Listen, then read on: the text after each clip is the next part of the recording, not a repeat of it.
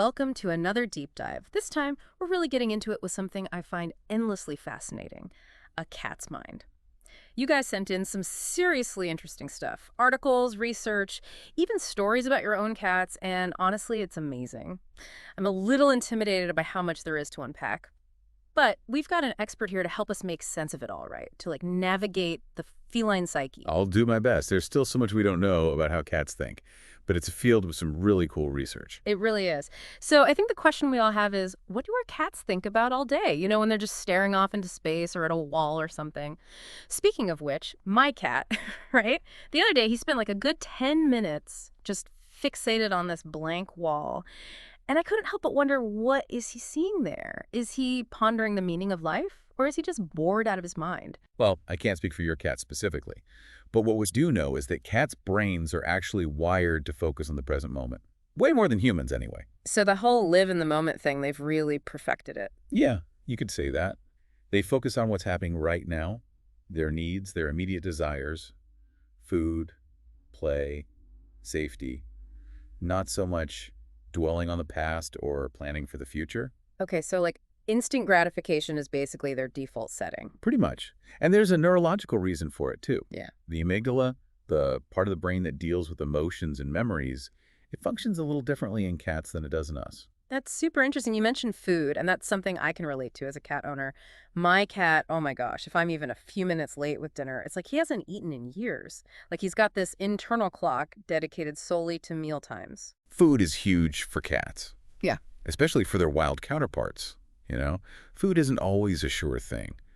So that drive to secure a meal is really ingrained, even if our house cats have never missed a meal in their lives. Makes sense.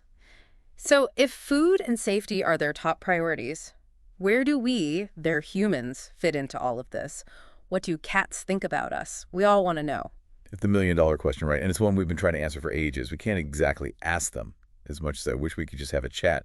But we can look at their behavior compared to their wild relatives and get some clues. All right, so tell me, because if my cat sees me as just this big, weird cat who gives him treats, I need to mentally prepare. Well, based on what we've observed, cats probably see us as larger, clumsier versions of themselves.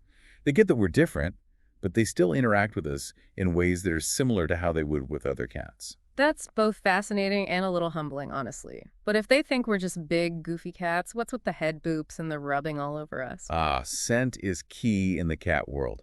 When your cat rubs against you, it's called scent marking. They're putting their scent on you, creating a familiar, safe environment, basically saying you're part of my group. Okay, see, that's actually really sweet. I'm going to choose to believe it's a compliment. So we've talked about food, survival instincts, how they see us.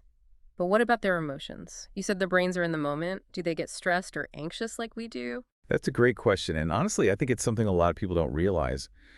Just because cats are good at living in the now doesn't mean they don't feel stress.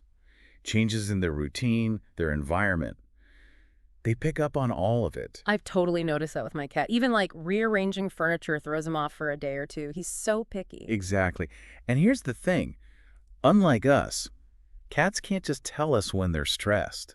So they communicate it through their behavior, which can be subtle, and we might miss it if we're not paying close attention. So it's like they're trying to tell us something, but in their own language. What are some signs we should look out for, from our own cats? Well, their litter box habits are a big one. Like if your cat suddenly starts having accidents outside the box when they're usually super good about it, that can be a sign something's off. Oh, wow. Seriously.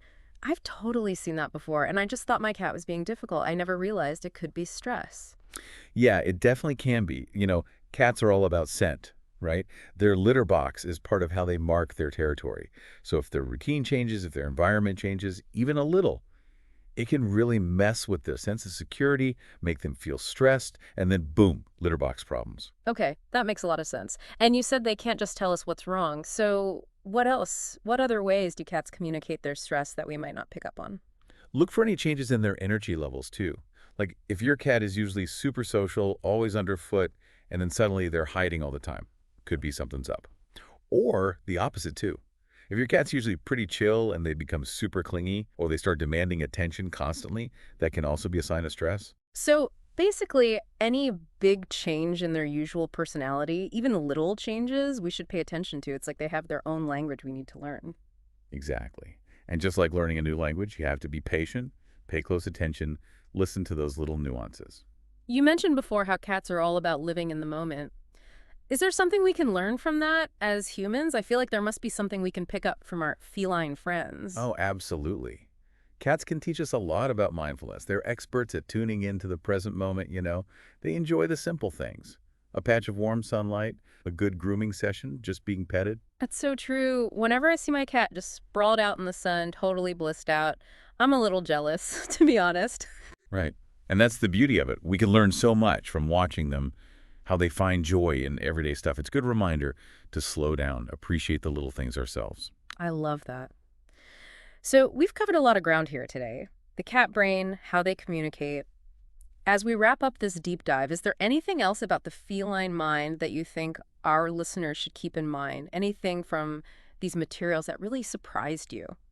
What really struck me is just how much we still don't know about what's going on in those little heads of theirs. Yeah. There's so much more to uncover, which I think is what makes them so captivating.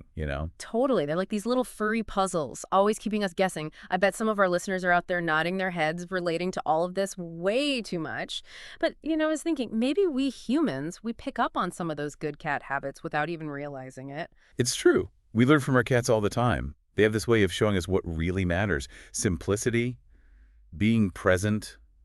It's a good reminder for all of us, I think. They really are like little Zen masters when you think about All it. right.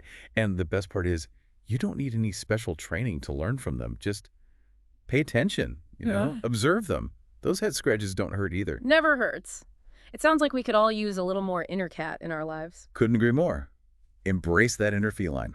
On that note, I think it's time to wrap up our deep dive into the minds of cats. A huge thank you to our expert for, well, being an expert. This was so fascinating. Happy to be here. And to everyone listening, thanks for sending in such great material. It really got me thinking. Now, if you'll excuse me, I think my cat deserves some extra cuddles and maybe a can of tuna after this. Until next time, keep exploring and stay curious.